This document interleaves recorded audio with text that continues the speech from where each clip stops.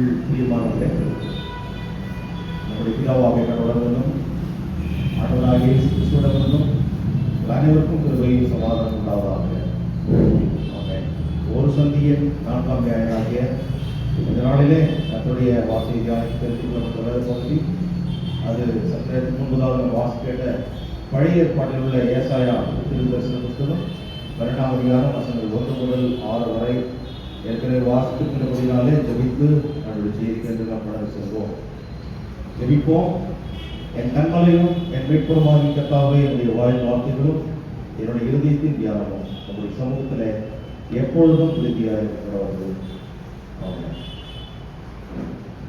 இதனாலும் பிரசங்க பகுதிக்கு ஒரு தலைப்பாக நான் தெரிந்து கொண்ட ஒரு தலைப்பு, துதி பாடல் மற்றும் நன்றி செலுத்துதல். The song of praise and thanksgiving. பிரியமானவர்களே, ஏசாயா தீர்க்கதரிசி துக்கம் வரப்போகிற என்ற காரியத்தையும் வேதனை வரப்போகின்ற காரியத்தையும் மக்கள் கடவுளால் தண்டிக்கப்படுகின்ற காரியத்தையும் சொல்வதோடு மாத்திரமல்லாமல் ஒரு நம்பிக்கையான செய்தியையும், கடவுள் அவர்கள் மனம் திரும்புகின்ற போது, கடவுளை நோக்கி கூப்பிடுகின்ற போது அவர்களை மீட்டெடுப்பார். ஆகவே அப்பேற்பட்ட ஒரு சூழ்நிலை ஏற்படுகின்ற போது அங்கு இன புரியாத ஒரு சந்தோஷம், சமாதானம், நிம்மதி என்பது உருவாகும் என்பது இந்த நாளின் செய்தியில கூட நாம் பார்க்கின்ற போது 12ஆம் அதிகாரம் 1-6 மிக சுருக்கமான ஒரு பகுதி, ஒரு முழு அதிகாரமும் இருக்கிறது.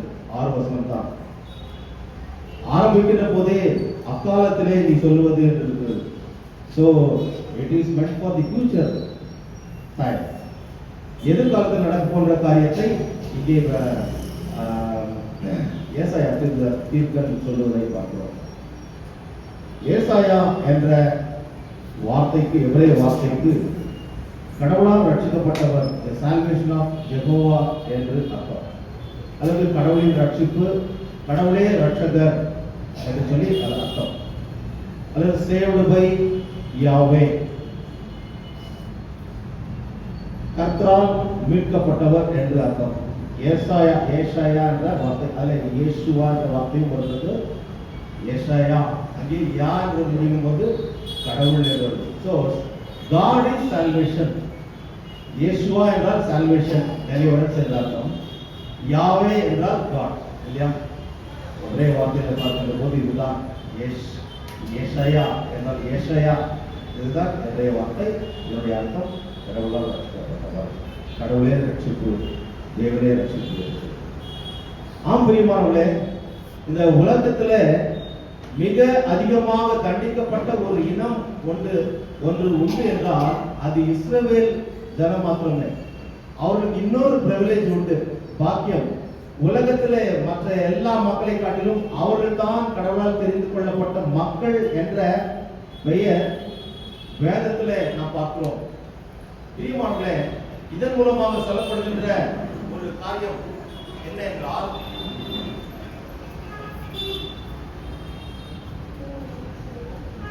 இதன் மூலமாக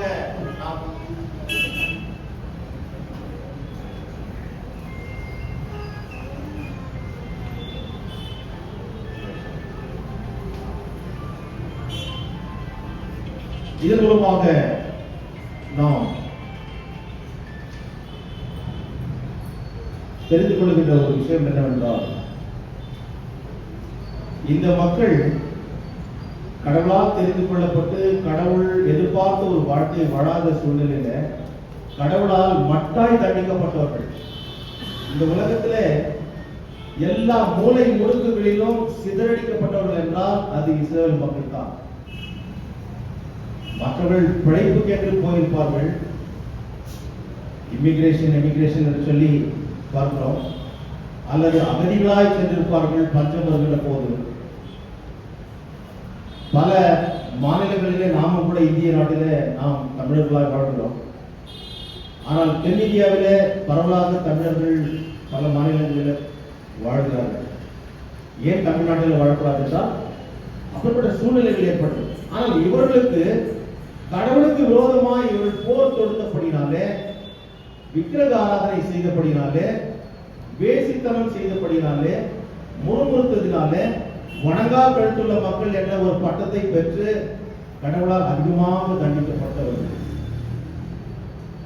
இங்கே கூட பார்க்கிற போது பிரியமானவர்களே, இந்த பிரசங்க பகுதியானது வரப்போகும் வாக்குத்தத்தம் பண்ணப்பட்ட மேசியாவின் ஆளுகையிலே இஸ்ரவேல் மக்கள் மகிமையின் ராஜ்யத்தின் அரசாட்சி அனுபவிக்கும் போது கடவுளுக்கு நன்றி செலுத்தி பாடுகின்ற துதி பாடல்கள் வரப்போகின்ற அந்த காரியத்தை நன்றி படையலாக தங்களையே ஒப்பு கொடுத்து பாடப்படலாக இருக்குது. So it is a song of praise and thanksgiving, proclaiming the marvelous salvation act of God. கடவுள் அவர்களை மீட்டெடுத்தார், இதற்கு நாங்களே சாட்சிகள் என்று சொல்லி அவர்கள் அந்த பாடலை பாடுகிறதை நாம் பார்க்கிறோம். அதை தான் 12ஆம் வசனம் முதல்ல 12ஆம் அதிகாரம் 1ஆம் வசனம். கர்த்தாவே, அக்காலத்தில் நீ சொல்வது, கர்த்தாவே நான் உம்மை துதிப்பேன், நீர் என் மேல் கோபமாயிருந்தீர், ஆனாலும் உங்களுடைய கோபம் நீங்கிற்று, நீர் என்னை தேற்றுகிறீர். கடவுள் எப்பொழுதும் மேல் கோபம் வைக்கிறார். அவர் பாசமுள்ள தகப்பன், அன்புள்ள தாய் இல்லையா? தாயும் தகப்பனுமாய் நம்மை ஞானஸ்நானத்தின் மூலமாக பெற்றெடுத்தவர். ஆகவே எப்பொழுதும் கோபமாய் நம்மை புறந்தள்ளுகின்ற கடவுள் அல்ல, ஏற்றுக்கொள்ளுகின்ற, எப்பொழுது நாம் மனம் திரும்புகின்ற போது ஏற்றுக்கொள்ளுகின்ற கடவுளா இருக்கிறார். அப்படி மனம் திரும்பி கூக்குரலிட்ட போது இந்த மக்களை கடவுள் ஏற்றுக்கொண்டார். ஏனென்றால் இவர்கள் ஆரம்ப காலத்திலே பழைய ஏற்பாட்டிலிருந்து பார்க்கின்ற போது எகிப்திலே அவர்கள் அடிமைப்பட்டிருந்தார்கள். அதன் பிறகு பாபிலோனியர்களால் சிறைப்பிடிக்கப்பட்டார்கள், அசீரியர்களால் அவர்கள் வதைக்கப்பட்டார்கள். அதன் பிறகு அதாவது பெர்சியா அவர்கள் அந்த நாடு அவர்களை முற்றுகையிட்டது. இப்படி பல காரியங்களிலே அவர்கள் அதாவது அடித்து நொறுக்கப்பட்டவர்கள், அலசடிப்பட்டவர்கள், பாடுகளை அனுபவித்தவர்கள். ஒவ்வொரு சூழ்நிலையிலும் கடவுள் அவர்களை மீட்டெடுக்கின்ற காரியத்தை நாம் பார்க்கிறோம். 20ஆம் நூற்றாண்டிலே கூட நாம் பார்க்கின்ற போது 2வது உலக போருக்கு முன்பதாக நடைபெற்ற ஒரு சம்பவம். ஹிட்லர் என்ற ஒரு பெரிய கொடுங்கோலின் சர்வாதிகாரி 60 லட்சம் மக்களை, யூத மக்களை கொண்டு போயிட்டார். ஆகவே பெரிய அளவில் இந்த உலகத்திலே டார்கெட் ஆன மக்கள் யார் என்றால் இஸ்ரவேல் மக்கள். இன்றைக்கு கூட அதாவது மிடில் ஈஸ்ட்ல இருக்கின்ற இஸ்ரவேல் இல்லையா, அங்க இருக்கின்ற மத்திய நாட்டில இருக்கின்ற போது மத்திய கிழக்கு பகுதியில் இருக்கின்ற மற்ற நாடுகள் மத்தியில் இது ஒரு சிறிய நாடாக இருக்குது. ஆனாலும் கூட கடவுள் அவர்களோடு இருக்கிறார் என்பதை அவர்கள் எடுக்கின்ற அந்த ராணுவ நடவடிக்கைகள் மூலமாக நாம் தெரிந்து கொள்கிறோம். அவரை பாதுகாக்கிறார். ஆகவே அவருடைய கோபத்தை அவர் மறந்தவராக, பாசத்தை காட்டுகின்ற, தேற்றுகின்ற ஒரு கடவுளாக இருக்கிறார். இந்த ஆளுகையிலே கடவுள் இஸ்ரவேல் மக்களின் பாவத்தை நீக்கி அவர்கள் மேலே இருந்த கோபத்தை மறந்தவராய் அவர் ஆட்சி தீர்க்கும் தேவனாய் வலம் வருகிறதை நாம் பார்க்கிறோம். பிரியமானவர்களே, இந்த 11ஆம் அதிகாரத்தில் சொல்லப்பட்ட பகுதி தான் இதற்கு ஒரு அதாவது அடிப்படையாக அமைந்திருக்கிறது. அங்கேதான் மேசியாவுடைய ஆளுகை பற்றி சொல்லப்பட்டிருக்கிறது. ஈசா என்னும் மரத்திலிருந்து ஒரு துளி இல்லையா, ஒரு துளி தோன்றி வேரிலிருந்து ஒரு கிளையை எழுதி செழிக்கும். அது ஆண்டவராகிய இயேசு கிறிஸ்துவை பற்றி சொல்லப்பட்ட ஒரு தீர்க்க தரிசனம். அவருடைய ஆளுகையில பாருங்கள், அங்க என்ன நடக்கும் என்றால், நீதி 5ஆம் வசனம், நீதி அவருக்கு அரைக்கட்டும், சத்தியம் அவருக்கு இடைப்பெற்றதுமா இருக்கும். 6ஆம் 7ஆம் 8ஆம் வசனத்தில் பாருங்கள், ரொம்ப வித்தியாசமா இருக்கும். ஓனாய் ஆட்டுக்குட்டியோட தங்கும். அவருடைய ஆளுகையில் எப்படி இருக்கும்? அவருடைய அரசாட்சியில புலி வெள்ளாட்டுக்குட்டியோட படுத்துக் கொள்ளும். புலிக்கும் வெள்ளாட்டுக்குட்டிக்கும் கொஞ்சம் யோசிப்பா இருக்கணும். அதாவது பிரிவினை என்பது இருக்காது, எல்லாம் சமம் என்பதை இங்கே பார்க்கிறோம். கன்றுக்குட்டியும் பாலசிங்கமும் காளையும் ஒருமித்திருக்கும். ஒரு சிறு பையன் நடத்துவான், ஒரு சின்ன பையன் ஒரு சிங்கத்தை நடத்துவார் கொஞ்சம் யோசிப்பார்.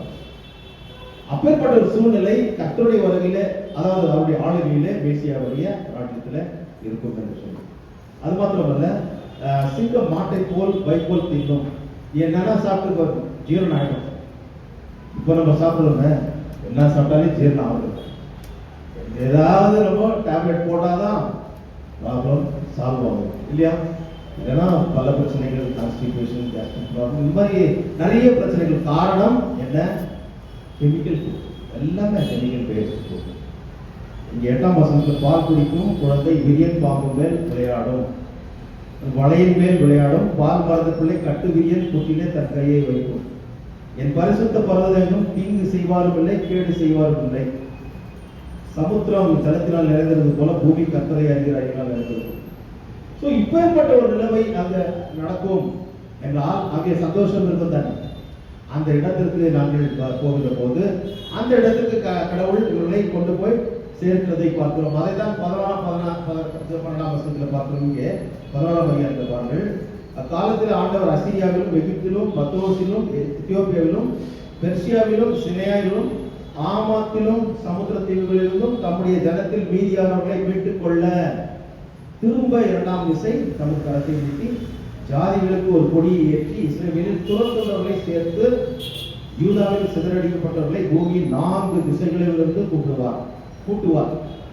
ஸோ கடவுள் எல்லா இடங்களிலும் சொல்லப்பட்ட 4 திசைனா உலகத்தில் இருக்கின்ற நார்த், சவுத், ஈஸ்ட், வெஸ்ட், உலகத்தின் எல்லா மூலை முடுக்குகளிலும் இருக்கிற மக்களை, துரத்துண்ட மக்களை, சிதறடிக்கப்பட்ட மக்களை என்று இஸ்ரவேலில் துரத்துண்டவர்களையும் சேர்த்து யூதாவில் சிதறடிக்கப்பட்டவர்கள். ஏன்னா தாவீதின் காலத்தில் அது ஒருங்கிணைந்த நாடாக இருந்தது. சாலமோனுக்கு பிறகு அது பிரிந்து போனது. வடக்கு பகுதி இஸ்ரவேலாகவும் தெற்கு பகுதி யூதா தேசம் என்றும் ஆனது. பிரியமானவர்களே, அவர்கள் செய்த தப்பின் நிமித்தமாக, பாவத்தின் நிமித்தமாக அவர்கள் சிதறடிக்கப்பட்டார்கள். ஆகவே அவர்கள் இஸ்ரவேலை துரத்துண்டவர்கள் துரத்தி அடிக்கப்பட்டார்கள். அந்த இடத்துல நீ போங்கள் வெளியே என்று சொல்லி மற்றவர்கள் அவர்களை காட்டிலும் பலசாலிகள், அதாவது பெரிய நாடு பாபிலோன் வந்தது, அவர்களால் தாக்குப்பிடிக்கிறது. அது கடவுளுடைய திட்டம். ஒரு சின்ன நாடாக இருந்தாலும் கூட ஒரு கடவுளை நம்பி இருந்தால் பெரிய காரியத்தை ஆண்டவர் செய்திருப்பார். ஆனால் கடவுள் விரோதமாக செய்ததுனால அவர்கள் கைக்கு இவர்கள் அடிமைகளாகும்படி செய்தார். அதே போல யூதாவில் சிதறடிக்கப்பட்டவர்களையும் பூமியின் 4 திசைகளிலிருந்து கூட்டுவார். அப்படி கூட்டப்பட்ட ஒரு இஸ்ரவேலின் மீதியானவர்கள், புரிஞ்சுதுல, எகிப்திலிருந்து புறப்பட்டு வரும்போது 6 லட்சம் பேர்கள் ஆண்கள், அவருடைய மனைவிமார்கள், பிள்ளைகள் என்று சேர்த்திருந்தா ஒரு 20 லட்சம் பேர். ஆனா போய் சேரும்போது எவ்வளோ பெருந்திரளாக புறப்பட்டவர்கள் ஒரு சிறு கூட்டமாக கானானுக்குள் போனார்கள். காரணம் கடவுளுக்கு விரோதமாக செய்ததால் கடவுள் அடித்தார். அவர்கள் வனாந்திரத்தில் விழுந்து மறித்து போனார்கள். பிரியமானவர்களே, இந்த உலக வாழ்க்கையில நாமும் கூட வாழ்கிற போது, கர்த்தருக்கு பிரியமில்லாமல் வாழ்கிற போது நம்மை அடிக்கிற கடவுளாக இருக்கிறார். கடவுளை இப்படி அடிச்சுட்டாரு, வருத்தப்பட வேண்டியதில்லை. மறுபடியும் அவர் நம்மை சேர்த்துக் கொள்வார். அதைத்தான் இங்கே சந்தோஷமாக இந்த காரியத்தை நாம் பார்க்கிறோம். கர்த்தாவே, நான் உண்மை துதிப்பேன், நீர் என் மேல் கோபமாயிருந்தீர், ஆனாலும் உங்களுடைய கோபம் நீங்கிச்சு, நீர் என்னை தேற்றுகிறீர். இன்றைக்கு நான் பாடின அந்த பாடலில் இன்னும் பாட்டு 2ஆம் ஸ்டான்ஸா, நல்பின் பெரிய நாமமே அந்நாமம் நைந்த ஆவியை நன்றாக தேற்றுமே, துக்கத்தால் தோய்ந்த உள்ளத்தை திடப்படுத்துமே. கடவுள் நம்மை திடப்படுத்துகிறவர். அன்றைக்கு இஸ்ரவேல் மக்களை திடப்படுத்தினவர். அவர்களை ஆட்சி தேற்றி தாயை போல தகப்பனை போல அவர்களை சுமந்து வந்தார் என்று சொல்லி இந்த வனாந்திர பயணத்தில் பார்க்கிறோம். அப்படி மீட்டெடுத்தவரை இங்கே கொண்டாடுகின்ற ஒரு காரியம் தான் இங்கே நாம் பார்க்கிறோம். The people will express gratitude to God for His mercy and the turning away His anger, which is a cause for the celebration and the praise. அதுதான் அவர் மீட்டெடுத்தார் என்ற ஒரு காரியத்தான் மிக முக்கியமான ஒரு காரியமாக இருக்கிறது. இந்த ஒரு பகுதியிலே நாம் பார்க்கின்ற போது, அதாவது God's previous judgment and discipline என்பது நாம் பார்க்கிறோம். கர்த்தர் அவருடைய தப்பிதங்களை நியாயம் தீர்த்தார், அவர்களை தண்டித்தார் என்பதை பார்க்கிறோம். அதே நேரத்தில் அவர்களை மீட்டெடுக்கின்ற, அவர்களை ஆறுதல் படுத்துகின்ற, அவர்களை தேற்றுகின்ற கடவுளாக இருக்கிறார். So we see God's previous judgment and discipline in this particular passage, and also His gracious turning to comfort and restoration. அவர்களை மறுபடியும் கூட்டி சேர்த்து என்னோடு இருங்கள் என்று சொல்லி அவர்களை வழிநடத்துகின்ற கடவுளாக இருக்கிறார். ஸோ பிரியமானவர்களே, 2ஆம் வசனத்தில் பார்ப்போம். இதோ தேவனே என் ரட்சிப்பு, நான் பயப்படாமல் நம்பிக்கை கர்த்தராகிய யெகோவாவே என் பலனும் கீதமுமானவர், அவரே என் ரட்சிப்புமானவர். பிலிப்பியர் 4:4 பார்க்கின்ற போது கர்த்தருக்குள் எப்பொழுதும் சந்தோஷமாயிருங்கள் என்று ஒரு மறுபடியும் சொல்கிறேன். ஒரு பெரிய ஆபத்திலிருந்து ஒரு மக்களை காப்பாற்றினார் என்றால் அந்த மக்களுக்கு சந்தோஷம் வருமா வராதா? அங்கே புகழ்ந்து பாடுகின்ற ஒரு பாடல் வருமா வராதா? பிரியமானவர்களே, அந்த சந்தோஷத்தை வெளிப்படுத்துகின்ற காரியம் தான் இது. ஏனென்றால் என்னை அந்த இக்கட்டான சூழ்நிலையிலிருந்து மீட்டெடுத்தவர் தேவனே. தேவனே ரட்சிப்பு. அதைத்தான் ஏசாயா என்ற பெயரிலேயே நாம் பார்க்கிறோம். அவரே ரட்சித்தார், வேற யாரும் வந்து ரட்சிக்கவில்லை. என்னை படைத்த தெய்வமே வந்து என்னை ரட்சித்தார். ஆகவே அவரை நான் நம்பியிருப்பேன். கர்த்தராகிய யெகோவா என் பலனும் என் கீதமுமானவர், அவரே எனக்கு ரட்சிப்புமானவர் என்று சொல்லி இங்கே நான் பார்க்கிறோம். இந்த ரட்சிப்பு என்பது, இந்த மீட்பு என்பது இயேசுவால் மாத்திரமே வருகிறது. பேதுரு அப்போஸ்தலன் கூட ஆதி அப்போஸ்தலர் காலத்தில் பிரசங்கம் பண்ணுகிற போது ரட்சிப்பு யார் மூலமாக வருகிறது என்றால் இயேசு மூலமாக தான் வருகிறது என்பதை மிக தெளிவாக அவர்கள் சொல்லுகிறார்கள். ஒரு பெரிய அடிமை தன் வாழ்விலிருந்து விடுதலை பெற்றவர்களுக்கு கடவுளை துதிக்கும் துதி பாடல் மகிமை செலுத்தி அவர் நாமத்தை உயர்த்துகின்ற செயல் வரும். ஒரு அடிமை அந்த அடிமைத்தனத்திலிருந்து மீட்டெடுத்து அவன் எல்லாருக்கும் சமமான வாழ்கின்ற ஒரு ஸ்லாக்கியத்தை ஒருவர் கொடுக்கிறார் என்றால் அவர்களை தலையின் மேல் தூக்கி வைத்து கொண்டாடுவார்கள். இன்றைக்கு நாம் எல்லாரும் பெரிதும் மதிக்கின்ற பாபா சாஹேப் அம்பேத்கர், டாக்டர் அம்பேத்கர் அவர்கள், அவர் படிக்கின்ற போது அவருக்கு வந்த துன்பம், துயரம், வேதனை ஏராளம். ஆனால் அவருக்கு உதவி செய்த ஒரு ஆசிரியர் பெயர் தான் Ambedkar. So he prefixed his master's name with his name. அவருடைய பெயர் பீமராவ், அவ்வளவுதான். ஆனால் அம்பேத்கர் என்று தான் சொல்லுகிறோம், பீமராவ் என்று சொல்வதில்லை. அந்த அளவுக்கு என்னை தூக்கி எடுத்தவர், தாழ்விலே என்னை கண்ணோக்கி என்னை தூக்கி எடுத்தவர். அறிஞர் அண்ணா சொல்கிற போது கோரிக்கை ஏற்று கிடக்கிறது வேரில் பழுத்த பலா என்று சொல்லி எல்லாமே மாறாது. அதாவது பலாப்பழத்தை பார்க்கணும்னா எல்லாம் மரத்தில் மேலதான் பார்க்கணும். ஆனா வேர்ல வர பலா ரொம்ப டேஸ்ட், அதையெல்லாம் மறந்துடுவாங்க. அப்படித்தான் இவர்களும் கைவிடப்பட்ட சூழ்நிலை கடவுள் அவர்களை நீங்கள் விசேஷமானவர்கள் என்று சொல்லி அவரை மீட்டெடுத்தார். ஆகவே அவரை துதித்து பாடுகின்ற இந்த பாடலை நாம் பார்க்கிறோம். பிரியமானவர்களே, துதித்து பாடுகின்ற இந்த பாடல், அதாவது 2வது பகுதி, அவரே என் பலனும் கீதமும் ரட்சிப்புமானவர் என்ற இந்த ஒரு பாடல் தான் மிக முக்கியமானது இந்த செய்தியில. இந்த பாடல் எந்தெந்த சூழ்நிலையில பாடப்பட்டதுனால் இது ஒரு மீட்பின் பாடல். யாத்ராகமம் 15:2 பார்க்கின்ற போது மோசேயும் அங்கு இஸ்ரவேல் மக்களும் சிவந்த சமுத்திரத்தை கடவுள் அதாவது கடக்க செய்த பிறகு அங்கே அவளை துரத்தி கொண்டு வந்த அந்த பார்வோன், அவருடைய அந்த அந்த குதிரை படை மற்றும் எல்லா போர்களும் அதுல அந்த சமுத்திரத்துல மாண்டு போனதை நினைத்து பாடின பாடல். படிக்கும் அது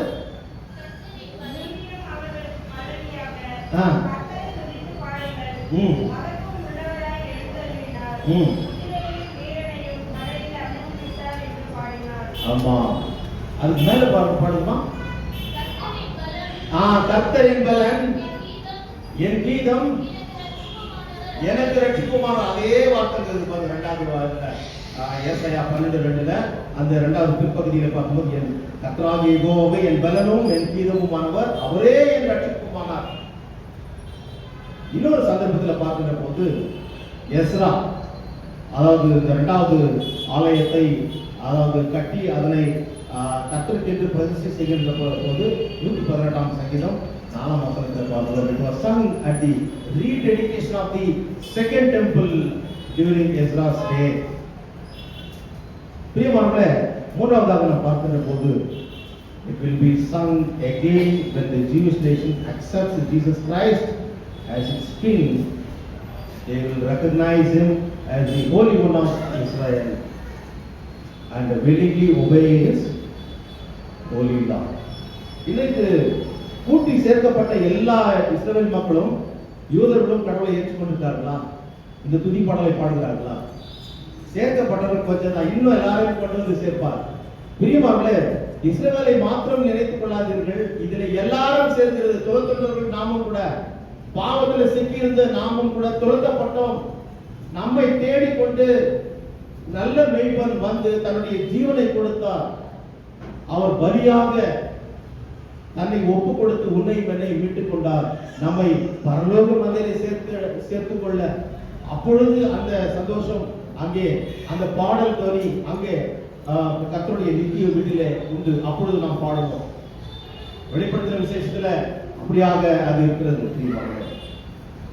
ஆகவே இந்த ஒரு காரியத்தை மறவாமல் இந்த துதி பாடல் பாடுகின்ற ஒரு சூழ்நிலைக்குள்ளாக இவர்களை நடத்துகிறதை நாம் பார்க்கிறோம். அடுத்ததாக நாம் பார்க்கின்ற போது அவர் கர்த்தருடைய ஆசீர்வாதத்தை பெற்ற பாக்கியவான்களாக, பாக்கியவதிகளாக இந்த உலகத்தில் அவர்கள் வாழ்ந்தார்கள் என்று சொல்லி பார்த்தோம். இன்றைக்கு நம்ம வாசித்து கேட்ட சங்கீதத்துல 32ஆம் சங்கீதம் 1ஆம் வசனத்துல என்ன பார்க்கிறோம்? எவனுடைய மீறுதல் மன்னிக்கப்பட்டதோ, எவனுடைய பாவம் மூடப்பட்டதோ அவன் பாக்கியவான். இன்றைக்கு அவ்வளவு பாவம் செய்த அந்த மக்களை கடவுள் மன்னித்தார், ஏற்றுக்கொண்டார், அவளை வாழ வைக்கிறார். நாமும் கூட பிறக்கின்ற போதே நாம் பாவத்திலே கர்ப்பம் தரிக்கப்பட்டோம் என்று சொல்லி தாவீது சொல்வது போல, நாமும் நம்முடைய முன்னோர்கள் செய்த பாவமும், நாம் செய்து கொண்டிருக்கின்ற பாவத்தின் நிமித்தமாக நாம் கடவுளுடைய தண்டனையை பெற்றுக் கொள்ளாதபடிக்கு கடவுளுடைய கிருபை நம்மை காத்து வருகிறது இல்லையா? அதை நாம் மறக்கக்கூடாது. ஆகவே பிரியமானவர்களே, நாம் பாக்கியவான்கள், பாக்கியவதிகள் என்று சொன்னால் அது மிகையாவது. ஏனென்றால் கர்த்தருடைய ரத்தத்தினால மீட்கப்பட்டு ஞானஸ்நானத்தின் மூலமாக அவருடைய பிள்ளைகள் என்ற ஒரு அந்தஸ்தை நாம் பெற்றவர்கள். எவருடைய மீறுதல் மன்னிக்கப்பட்டதோ, எவருடைய பாவம் மூடப்பட்டதோ அவர் பாக்கியவான். நம்முடைய பாவத்தையும் அவர் என்ன பண்ணாரு? சமுத்திரத்தின் ஆழத்திலே போட்டார். மலைகளுக்கு பின்னால் எரிந்து விட்டேன் என்று சொல்லுகிறார். அப்படியாக அவர் பாசமுள்ள கடவுள் என்பதை நமக்கு சொல்லுகிறார். ஆகவே கடவுள் எப்பொழுதுமே தண்டிக்கிறவரா, எப்பொழுதுமே அவர் கொடூரமான நீதிபதி என்று சொல்லி ஒரு காலத்துல, லுத்தருடைய காலத்துல அவரை போக்கஸ் பண்ணினார்கள் என்றால், கடவுள் அவரிடத்துல போய் பேச மாட்டார்கள். ஒரு மத்தியஸ்தர், ஒரு புனிதர் மூலமாக தான் ஜெபிப்பார்கள். இன்றைக்கு கூட நடக்கிறது. கடவுள் அப்பேற்பட்ட கொடூரமானவர் அல்ல.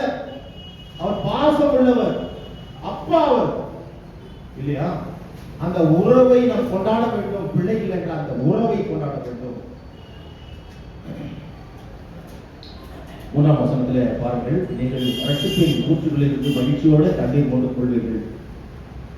சோ இது என்ன நமக்கு தெரிகிறது என்றால், this imagery symbolizes the abundant blessings. அதாவது பாலும் தேரும் ஓடுகின்ற ஒரு தேசம் என்றால், அங்க பாலும் தேர் எல்லாம் ஓடுமா? வேர்டு போட்டுக்கலாமா? லிட்டரலா அப்படி கிடையாது. ஆசீர்வதிக்கப்பட்ட ஒரு தேசம். அதே போலதான் நீங்க ரட்சிப்பின் ஊற்றுகளிலிருந்து மகிழ்ச்சியோட தண்ணீர் மொண்டு கொள்வீர்கள். So this imagery symbolizes the abundant blessings and the spiritual refreshment that God provides His people. அதை நம்பி வாழ்கிற மக்களுக்கு கடவுள் கொடுக்கின்ற ஆவிக்குரிய ஒரு ரிஃப்ரெஷ்மெண்ட் இல்லையா? ஒரு மன்னா உணவு. அது மாத்திரமல்ல, அந்த ஆசீர்வாதத்தின் நிறைவு, abundant blessings என்பதை இங்கே பார்க்கிறோம். தீபங்களே, புயலுக்கு பிறகு ஒரு ஓய்வு இல்லையா? நேற்று நடந்த அந்த பூகம்பம் எங்க நடந்தது? மியான்மர்ல நடந்தது, தாய்லாந்துல நடந்தது. ஆயிரக்கணக்கான பேர் மறித்து போனார்கள். 4 முறை, பல முறை பூமி எதிர்ச்சி ஏற்பட்டது. 7.4 ரிக்டர் ஸ்கேல். பயங்கரமான பூமி அதிர்ச்சி. பெரிய பெரிய கட்டிடங்கள் எல்லாம் தரைமட்டமாக இருக்கிறது. மக்கள் அலறி துடித்துக் கொண்டிருக்கிறார்கள். பிரியமானவர்களே, அதற்கு பிறகு ஒரு ரெஸ்கியூ ஆபரேஷன் என்ற மீட்பு பணி. அதே போலதான் இவர்கள் பாட அனுபவித்த பிறகு மீட்டெடுத்தார் கடவுள். அந்த அதாவது இவர்கள் எப்படி என்று சொல்லுகின்ற போது, இந்த வாசி கேட்ட சுவிசேஷத்துல ஒரு சம்பவம் நடக்கிறது. லூக்கா 15:1, 1-3, 11-32. அதுல 11-32 வரைக்கும் பார்க்கும்போது கெட்ட குமாரனுடைய ஒரு கதையை நம்ம பார்க்கணும். இந்த கெட்ட குமாரன் என்று சொல்லுகின்ற போது, அதாவது கெட்ட குமாரன் என்ற ப்ராடிகல் சன் என்று சொல்லுவோம். அதற்கு அர்த்தம் என்னென்றால், the word prodigal means wasted, அதாவது உபயோகம் இல்லாத அர்த்தம். புரிஞ்சுக்கலாம்? ப்ராடிகல் சன் அதாவது கெட்ட குமாரன் என்றால் வேஸ்டட், உபயோகம் இல்லாதவன், பிரயோஜனம் இல்லாதவன் என்ற அர்த்தம். பிரியமானவர்களே, அவனை போக்கஸ் பண்ணி நாம் செய்ய வேண்டியதுன்னா, இன்னொரு பக்கம் மனதிற்குமுள்ள அதாவது தகப்பனை பாருங்கள். மனம் திருந்திய மாந்தன் என்றும் சொல்லலாம் இல்லையா? ஏனென்றால் இவன் கெட்டவனாக இருந்தான், மறுபடியும் மனம் திரும்பி கடவுளத்தில் வந்து சேர்ந்தான். அவன் வருகிற போது கடவுளை அப்படியாக ஏற்றுக்கொண்டார். அதை தான் இஸ்ரவேல் மக்கள் உட்பட கடவுள் செய்ததை அவர்கள் துதி பாடலை பாடுகின்ற அந்த ஒரு காரியத்தை பார்க்கிறோம். அவர்கள் அப்படியாக கைவிடப்பட்டார்கள். மறுபடியும் கர்த்தரை நோக்கி கூப்பிட்டார்கள். மறுபடியும் கர்த்தர் அவர்களை சேர்த்துக் கொண்டார். இந்த கெட்டகுமாரன் கூட அவன் செய்த ஒரு காரியம் என்ன? he rebelled against his father and wasted his life. இல்லையா? தன்னுடைய சொத்தை வாங்கி போய் தூர தேசத்துலனாக்கா, தூர தேசம் அதுக்காக அவங்க எங்கேயோ போயிட்டாங்க இல்ல, தன்னுடைய தந்தையுடைய பாசத்தை, நேசத்தை, அந்த உறவை விட்டு போய்விட்டான் என்ற அர்த்தம். புரிஞ்சு இல்ல? அந்த உறவை அறுத்து கொண்டு அவன் போனான். கடைசியில பணமெல்லாம் செலவழித்து நடந்தது என்ன? பஞ்சம் ஏற்பட்டது. பசி, அது சாப்பிட வழி இல்லை. போய் ஒரு இடத்துல வேலைக்கு சேர்க்கிறான். அங்கே அவர் என்ன வேலை கேட்கிறது? பன்றியை மேய்க்கின்ற வேலை. பன்றியை மேய்க்கின்ற போது அவர் கொடுக்கின்ற சாப்பாடு போதுமானதாக இல்லை. பஞ்சம் தலைவீழ் தாடுகிறது. ஆகவே அந்த பன்றிகள் சாப்பிட தவிட்டை சாப்பிட ஆரம்பித்தான். அப்பொழுதுதான் அவனுக்கு புத்தி வந்தது. அவன் புத்தி தெளிந்த பிறகு என்று சொல்லி இருப்பாங்க. So he rebelled against his father and wasted his life. Then 17th verse படிக்கும்போது லூக்கா 15:17 he realization புத்தி தெளிந்த போது, புத்தி வந்த போதுதான் இல்லையா? அதாவது கண் கெட்ட பிறகு சூரிய நமஸ்காரம் என்று சொல்வார்கள். கெட்ட பின்பு ஞானி. சரி, எப்படியா ஒண்ணு மனம் திரும்புகின்ற போது அதெல்லாம் சொல்வார்கள். ஆனால் மனம் திரும்புதல் என்பது மிக மிக அவசியம் என்பதை இங்கே நாம் பார்க்கிறோம். செய்த காரியம் என்ன? எங்க அப்பா வீட்டுல வேலைக்காரங்க நல்லா சாப்பிடுறாங்க, நான் ஏன் இவ்வளவு கஷ்டப்பட வேண்டும்? போய் கர்த்தருக்கு, அதாவது என்னுடைய தகப்பனுக்கு முன்பாக போய் நின்று நான் பணத்திற்கும் கடவுளுக்கும் விரோதமாக, உமக்கு விரோதமாக பாவம் செய்தேன். என்னுடைய மகன் என்று சொல்லிக்கொள்ள எனக்கு அருகதை இல்லை. வேலைக்காரன் உதவாக ஏற்றுக்கொள்ளணும் அவனுக்கு சொல்லி அவன் போறான். So that shows about his repentance and also return to his father. Yeah, he rebelled, he realized, he repented in his heart and then returned to father. நடக்கிற காரியம் என்ன? அவன் தூரத்தில் வருவானா வருவானா வருவானா என்று காத்து கொண்டிருந்த தகப்பனை தான் நாங்கள் பார்க்கிறோம். பாசமுள்ள தகப்பன். அவன் வருகிற போது ஓடி போய் கட்டி தழுவி அந்த சந்தோஷத்தோடு அவனை ஏற்றுக்கொள்கிறார். பிரியமானவர்களே, சோ இங்கே தந்தையின் பாசம், பரிவை நாம் பார்க்கிறோம். மகன் எப்படியாவது இருக்கட்டும். இன்னொரு மகனை பற்றி பார்க்கின்ற போது என்ன நடக்கிறது? அங்கே அவன் ஏற்றுக்கொள்ளவில்லை மூத்த மகன். அதாவது ஆனால் கூட தகப்பன் ரெண்டு பிள்ளைகளையும் ஒரே மாதிரி நேசிக்கிறாங்க. இதுதான் சொல்வார்கள், ரத்த மனம் பித்து, பிள்ளை மனம் கல் என்று சொல்லி இந்த பிள்ளைகளுக்கு அவருடைய சூழ்நிலையை புரிந்து கொள்ளாதபடிக்கு தந்தை ஏற்றுக்கொள்கிறார், ஆனால் சொந்த மூத்த சகோதரன் ஏற்றுக்கொள்ள மனதில்லை. So son reconciled with his father. Reconciliation leads to recognition or acceptance. அந்த ஒப்புரவாகுதல் என்ற அந்த எண்ணத்தோடு வருகிற போது கடவுள் அந்த தகப்பன் ஏற்றுக்கொள்கிறார். acceptance. The children guides them towards rejoicing and celebration. அவர்தான் அதை சந்தோஷமாக கொண்டாடுகின்ற இந்த காரியத்தை பார்க்கிறோம். இங்கே கூட இஸ்ரவேல் மக்கள் மீட்டெடுக்கப்பட்ட போது சந்தோஷமாக கொண்டாடப்படுகின்ற அந்த காரியத்தை தான் பார்க்கிறோம். மூத்த மகன் அவனை கன்வின்ஸ் பண்ணுகிறார், நீ என்னோட தானே பார்க்கிற, இவன் செத்து போயிருந்தான் ஆனா இப்போ உயிரோட வந்தான், அவனுடைய சந்தோஷத்துல நம்ம பங்கு பெறுவோம் என்று சொல்லி 32ஆம் வசனத்துல அவர் சொல்லுகிறார் இல்லையா? செத்து போனவன் மறுபடியும் ஜீவனை கொடுத்து ஏற்றுக்கொள்கின்ற, பாவத்திற்கு செத்து போன உன்னையும் என்னையும் தன்னுடைய ஜீவனை கொடுத்து மீட்டுக் கொண்டு அவரோட நித்திய காலமாக ஜீவனோடு வாழ வேண்டும் என்று கடவுள் இந்த அன்பை செலுத்தினாரே, அதை நாம் மறக்கக்கூடாது. இதற்கு வாசி கேட்ட 2 கொரிந்தியர் 5:16 பார்த்தோம். 16:21 17ஆம் வசனத்துல ஒரு கிறிஸ்துக்குள்ள இருந்தா புதிய சிருஷ்டியா இருக்கிற பழையவர்கள் எல்லாம் ஒழித்து போய் எல்லாம் புதிதாயின. பிரியமானவர்களே, we were enemies to God, but God, Jesus already reconciled you and me with God. ஒப்புரவாக்கின ஆண்டவர் இந்த ஒப்புரவாக்குதலின் ஊழியத்தை பவுல் அப்போஸ்தலருக்கும் மற்ற அப்போஸ்தலர்களுக்கும் சீஷர்களுக்கும் கொடுத்தார். அந்த ஒப்புரவாகுதலை முன் வைத்து அவர்கள் சொல்லுகின்ற ஒரு ஆலோசனை 19ஆம் வசனம் 20ஆம் வசனத்தில் பாருங்கள். பிரியமானவர்களே, நாம் தேவனோடு ஒப்புரவு வைத்துக் கொள்ள வேண்டும். We must and should have a reconciliation with God and also with the people. தேவனோடு ஒப்புரவாக வேண்டும், மற்றவர்களோடும் ஒப்புரவாக வேண்டும். எனக்கு பல பிரச்சனைகள்ல நம்ம ஒரு சிலர்கிட்ட நம்ம பேசாம இருக்கலாம். குடும்பத்தில் இருக்கிட்ட நான் செத்தாலே நான் அவனை பேச மாட்டேன். நீங்கள் போய் ஒப்புரவாகுங்கள். It is a voluntary act, இல்லையா? It is a voluntary act. நீங்களாக அதாவது திருடனாய் பார்த்து திருந்தாவிட்டால் திருட்டை ஒழிக்க முடியாது என்று சொல்லி ஒரு கவிஞர் எழுதுவார். இந்த ஒரு ஒப்புரவாகுதல் என்பது என்னிலே உருவாக வேண்டும். அன்றைக்கு அந்த கெட்ட குமாரனிடத்தில் உருவானது. அவன் போகிற போது அதை ஏற்றுக்கொள்ள தயாராக இருந்தார். நீங்கள் உங்களிலே உங்களுடைய குடும்பங்களிலே பிரியமானவர்களே, உங்களுடைய நண்பர்களிடத்திலோ அல்லது உங்களுடைய சகோதர சகோதரிகளிடத்திலோ உங்களுடைய பிள்ளைகளிடத்திலோ உங்களுடைய பெற்றோரிடத்திலோ நீங்கள் பேசாமல் இருந்தால், ஏதோ ஒரு காலத்தில் ஒப்புரவாகாமல் இருந்தால், ஒப்புரவாகுங்கள் மிக மிக முக்கியமானது. இந்த ரெகன்சிலியேஷன் மேக்ஸ் எனிமீஸ் ஃப்ரெண்ட், இல்லையா? சத்துருக்களை சிநேகிங்கள் என்று அவரை எப்போதுமே சத்துருக்களாக நினைத்தால் கடவுள் சொன்ன அந்த உபதேசம் நம்முடைய தலைக்கு போகவில்லை, அது கிரியை செய்யவில்லை என்ற அர்த்தமாகவே செயல்படுகின்ற விசுவாசமுள்ள கிறிஸ்துவாக இந்த உலகத்துல நாம் வாழ கடவுள் நம்மை அழைக்கிறார். பாடி துதிப்பதோடு மாத்திரமல்ல, கடைசியில சொல்லப்பட்ட அது 4, 5, 6, 7 பார்க்கிற போது நாம் அவருடைய செய்திகளை இந்த பிரசங்க பகுதியில் பார்க்கும்போது அவருடைய செய்திகளை ஜனங்களுக்கு அறிவிக்க வேண்டும். அவர் நாமம் உன்னத நாமம், மேலான நாமம் என்பதை அறிவித்து கடவுள் நடுவில் பெரியவராய் பெருவராய் பெரிய அதிசயங்களை செய்கின்றவர் என்பதை சத்தமிட்டு சொல்ல வேண்டும். எல்லா மக்களும் இந்த மத்தியில வந்து சேர்க்கப்பட வேண்டும். ஆகவே இந்த ரட்சிப்பின் செய்தியை அப்படியே வைத்துக் கொள்ளாதே, போய் சொல்லு. கர்த்தருடைய மத்தியிலே மற்ற மக்களை கொண்டு வா.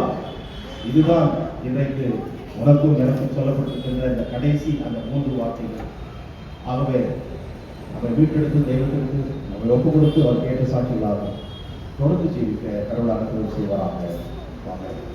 எல்லாவற்றுக்கும் தெய்வீக சமாதானம் நம்முடைய கிறிஸ்திய ஸ்கூலாக நம்மை பலப்படுத்தி காப்பார்கள்.